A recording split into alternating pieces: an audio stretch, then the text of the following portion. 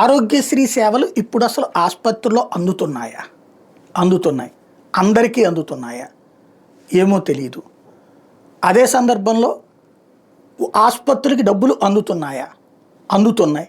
కానీ అందరికీ అందుతున్నాయా? అదే తెలీదు. మళ్ళీ మరొకసారి 7వ తారీఖు ఆరోగ్యశ్రీ సేవలు బంద్.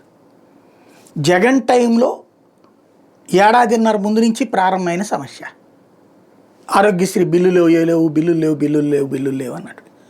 తన అధికారంలోకి వచ్చాక చంద్రబాబు టైంలోని అప్పుల్ని తీర్చి ఏ నెలకా నెల డబ్బులు అనేటటువంటి కాన్సెప్ట్ ప్రారంభించాడు. ఒక 4-5 నెలలు బాగుందనుకున్నారు. తర్వాత బిగిన్ అయింది. 2 నెలలు, 3 నెలలు, 4 నెలల పెండింగ్లు. అక్కడి నుంచి బిగిన్ చేస్తే ఇక ఆ తర్వాతన వాళ్ళు సమ్మెకి పిలిపివ్వడం, ఈనాడు జ్యోతి అర్రజని మీడియా హైలైట్ చేయడం, డిబేట్లు చేయడం, ఆ తర్వాతన 1000 కోట్లుగా ఇవ్వాల్సి వచ్చిందంటే 200 కోట్లు రిలీజ్ చేయడం, ఇట్లాగా మళ్ళీ ఆందోళన విరమింప చేయడం, ఇట్లా నడుస్తూ వచ్చింది.